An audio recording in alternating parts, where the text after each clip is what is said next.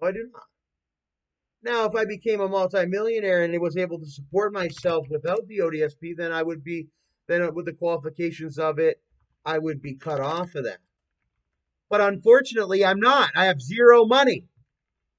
So the only things I've ever bought and qualify me for ODSP, principal residence, principal vehicle, things of that nature, have been bought. You don't know what you're talking about. I know people on ODSP. I've been all and up and down the scale. I even know one on ODSP, one family that's in a multi-million-dollar principal residence. But when they catch you at the bottom of it, of the ODSP, they treat you like a criminal.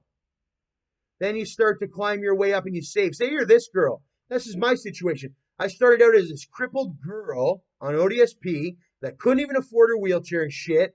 She got her wheelchair finally, crawled her fucking way to the top, because most of them get their wheelchair because they buy it for them. But mine was this case where maybe you weren't fucking familiar with it because you're so busy with your head in your asses. There, I got my e-bike and shit. Then you've been, and then you finally don't understand that you've been picking on a disabled man and things of that nature. Okay? I didn't have a vehicle. I was unable to get groceries. And everything you spit is slavery. You're trying to enslave me by saying I can't have a vehicle and go get groceries. I have to risk my life out in the middle of winter. Yeah, I saved for that and bought it myself before ODSP. That's my asset. My life is separate. You're my benefit. That's it. My benefit because I qualified due to my heritage, my ancestry, not only my health, but that is too. Being my family is one of the highest taxpayers in this nation from east to west. Oil companies, and many others, politicians. Hell, Doug Ford's related to me. Justin Trudeau related to me. Okay, do you understand? I am of that family. That's why I deserve ODSP and I get it every month for the rest of my life. Because guess what? I can rip my shirt off and show you, well, how the whole atrocity. But I think I've done that enough to where it became a defamation and it's became harassment and it's gone too far where I want to file charges. Like I was more than open to show you things that were looked very ugly. And you just went above and beyond where you're starting to irk me and push me where I can't even look like a nice guy or an attractive guy because you constantly are bugging me.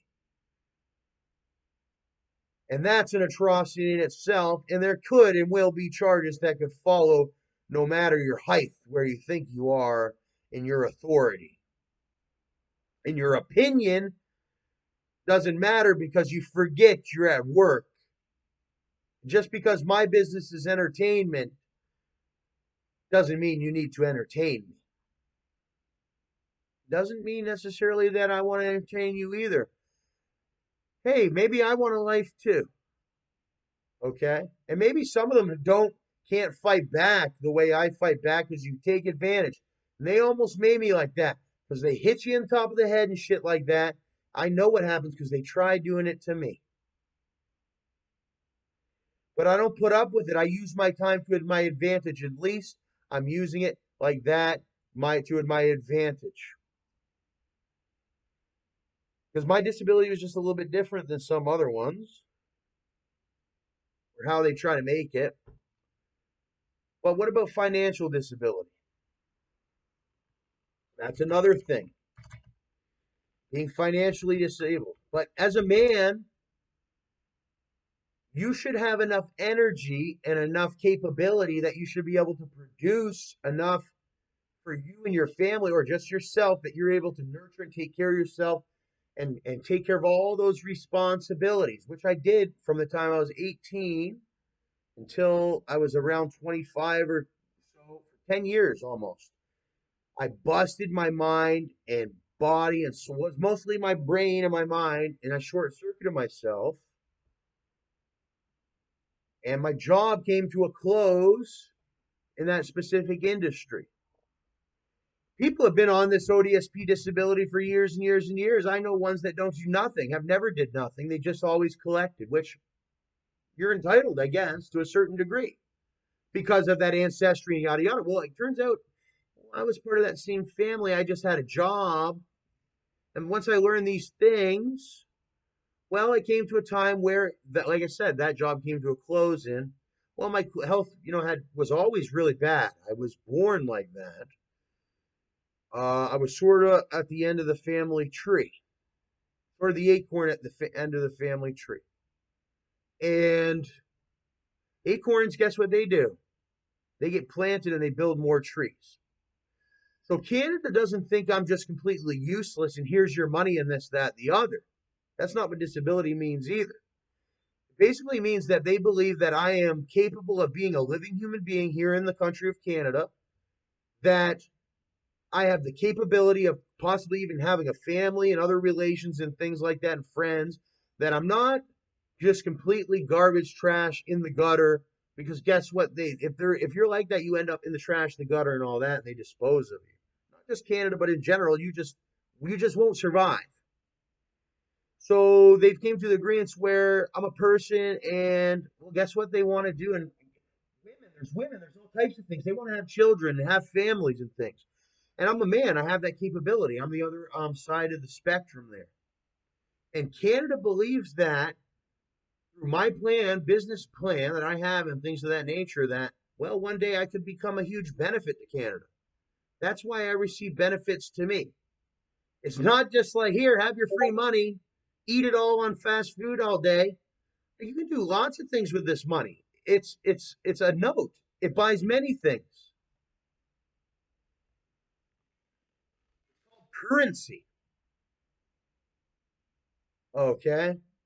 Just because I don't want to just keep building this big old belly and I save my money for times where you were just doing the talking, every day talking the talking. Yes.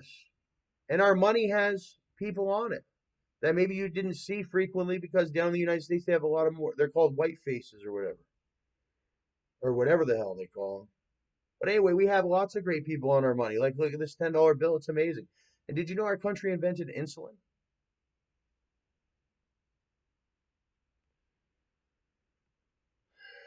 And we have many things. And I love Canada.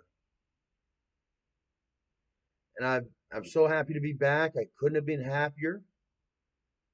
I knew I would have never made it anywhere else. I went and seen with my own eyes. I had the privilege of going and seeing it with my own eyes. And nowadays I went, yeah, they say now I should have been wearing medieval armor when I went down there. But that would have stood out. And generally, they would have shot me with a 50 cal if I was walking down everywhere with a gosh darn thing of armor like that. Okay, so I just went down like a normal citizen, and they didn't expect a thing. Just thought I was a regular old Canadian boy. No, I was a Canadian boy, part of the royal family to a certain degree. And I learned your customs and values, and it was very interesting. And we're brother and sister, and that's what I've always kept close to me. And there's many people in and out of the United States, and maybe I think on a more international perspective. We have people that I've noticed there's many layers of people. We got new people, old people, young people, middle-aged people, all different kinds of people. Some are known, well known, some are not. Some voices are much louder than others. Some are easier to listen to, some are harder to listen to. But that was always the thing, we the people, and we all live together, but we all have we all have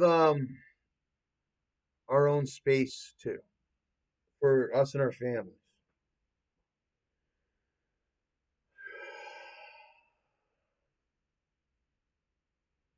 But I've never had a family. I'm all on my own. Solo Dolo, Pat